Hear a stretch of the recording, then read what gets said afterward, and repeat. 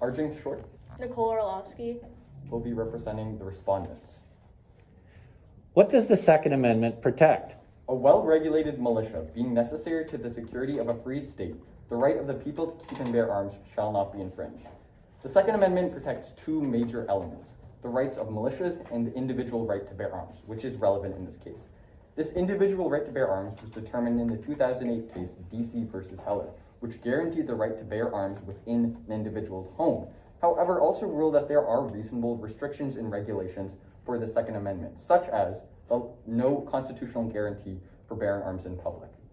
This decision was based off self-defense. In fact, self-defense was called the core of the Heller decision. There's a long history of self-defense, even predating the United States, all the way back to the Englishman's Bill of Rights. Our argument is that since the expectation in public is greatly increased, while the threat that this self-defense weapon poses still remains the same, that the Second Amendment cannot protect bearing arms in public because it goes against the self-defense and safety principles upon which the amendment was created. Laws that restrict the Second Amendment should be weighed on the impact of safety or self-defense or safety more broadly. So as long as a restriction increases the general safety of the population, it should be upheld as constitutional. Why did the framers include the Second Amendment in the Bill of Rights? The framers included the Second Amendment in the Bill of Rights because of their experiences under British rule. For the United States, having armed citizens was integral to them gaining independence from Great Britain, and Alexander Hamilton stated that militias are incredibly important in Federalist Paper number 29. He wrote, quote, that they are the most natural defense of a free country, and a, quote, well-regulated militia is critical to the defense of the states, not only from international threats, but also from domestic insurrections, such as Shays' Rebellion. This purpose is explicitly in the Constitution in Article 1, Section 8, Clause 15, which grants Congress the right to, quote, provide for calling forth the militia to execute the laws of the Union, suppress insurrections, and repel invasions. Furthermore, certain provisions in state bills of rights, including in the bills of rights of Virginia, Pennsylvania, and North Carolina, prior to the adoption of the United States Constitution, contain clauses that provide for a well-regulated militia and the right of the people to keep and bear arms, demonstrating that this right has been present since before the framing and the founding of the Constitution. They also included it to protect the individual right to bear arms, but it was mainly to allow militias to exist fundamentally. As seen in a letter by Thomas Jefferson, where he writes, the militia of the state, that is to say, of every man in it, able to bear arms, and that the militia too regularly formed into regiments and battalions, into infantry, cavalry, artillery, and training. There are more foundational links to self-defense than the right to bear arms, but it was not a priority of the framers. These foundational links can be found in the Englishman's Bill of Rights, an early essay on crimes and punishment, as well as the Blackstone commentaries. All of these lay out the fundamental view on self-defense. What are the limits of the Second Amendment's protection? The limits of the Second Amendment's protection, first of all, for militias. Militias effectively don't exist anymore. This is for two reasons. First of all, constitutionally, as written by Professor Thomas McAuliffe, they were simply viewed as a way to protect the civil liberties. So now with the modern police force and criminal justice system, they're no longer necessary. And in modern law, all 50 states have some provision that limits the ability for private paramilitary activity to form. For individual rights, there's an implication of strict scrutiny from the Heller decision, which says that laws must serve a compelling government interest, which is almost always the safety of the citizens. There were certain examples that were deemed presumptively lawful, such as bans on handguns for the mentally ill, as well as bans on concealed carries. But as Justice Breyer points out in his dissent on this, the language used in strict scrutiny is rather vague and makes it difficult to determine whether a law is constitutional or not. The best way to understand is to look and gauge the threat that a gun regulation would pose on the safety of the citizens, as that was the intention of the Second Amendment. What weapons does the term arms include?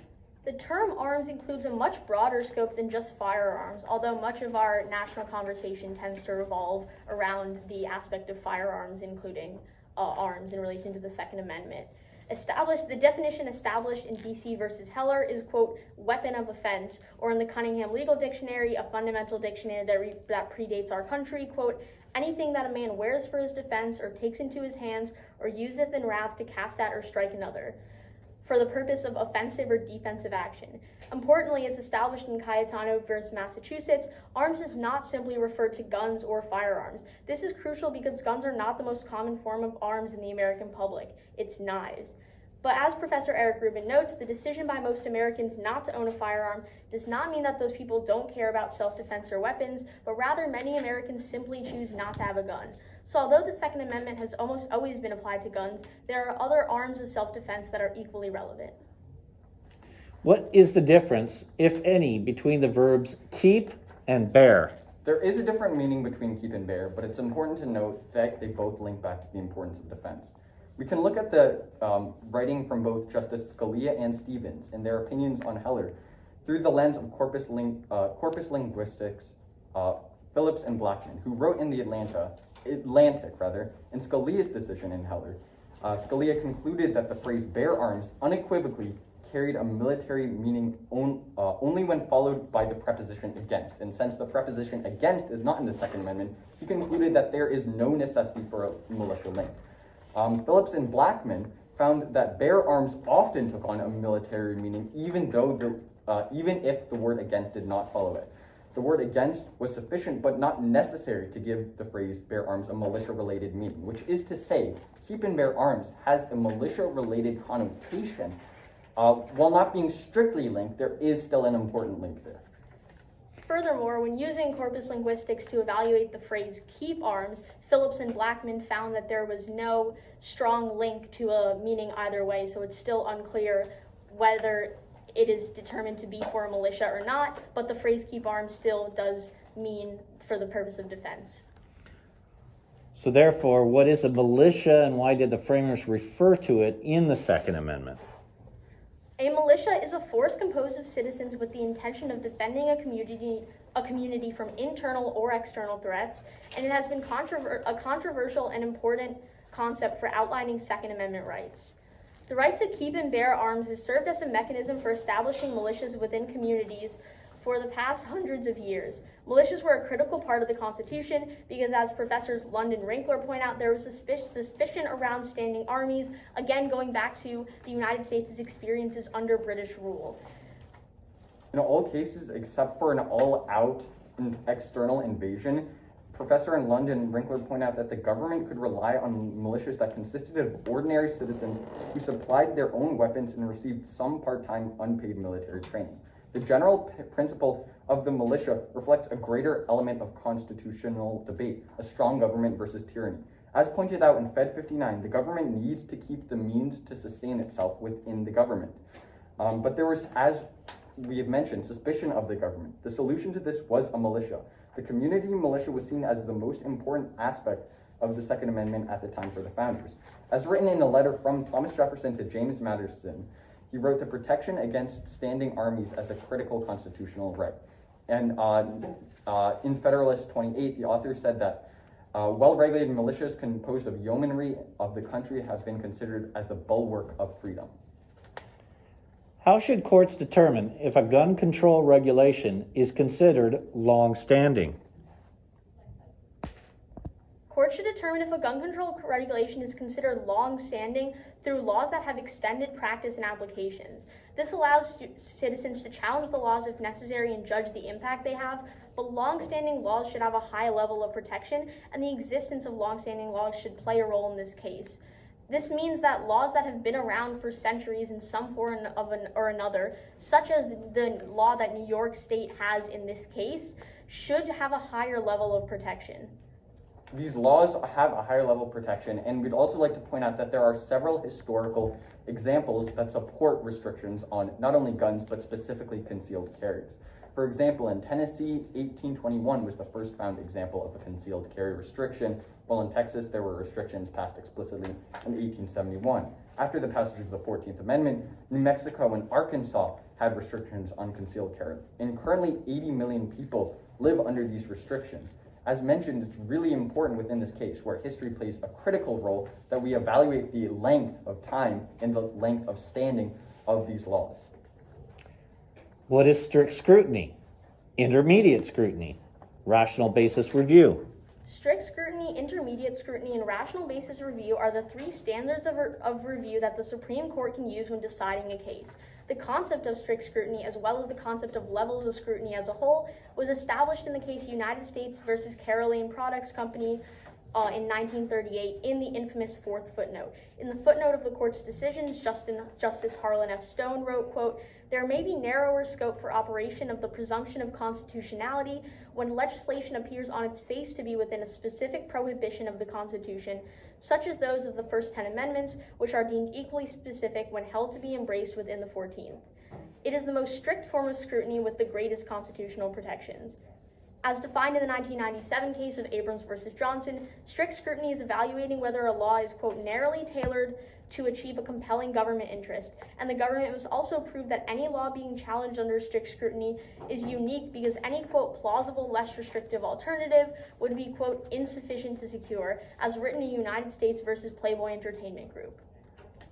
Intermediate scrutiny is a standard less rigid than strict scrutiny, but more rigid than rational basis review. This was established in the case Craig v. Boren in 1976, where Justice Rehnquist wrote of, quote, the court's application of an elevated or intermediate level scrutiny, and rational basis review is the least rigid standard. It is rarely applied to constitutional rights, and the Legal Information Institute wrote that, quote, the rational basis test is generally used when in cases where no fundamental rights or suspect classifications are at issue. These levels of scrutiny and standards are essential in this case because there's no outlined specific way to determine.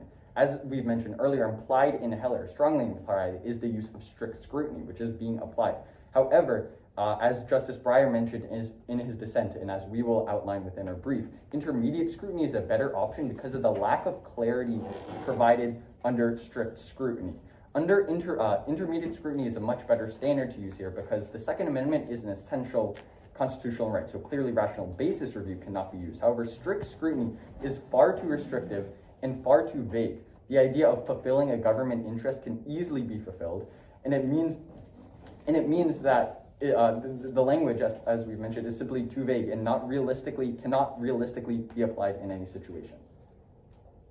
Is there a difference between openly carrying a firearm and concealed carrying a firearm?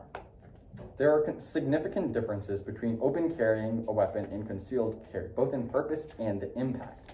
For open carry, the primary purpose, of course, is self-defense. However, there's also an element of showing or projecting power with your weapon. Concealed carry is different as it's meant to solely act on the protection of the individual.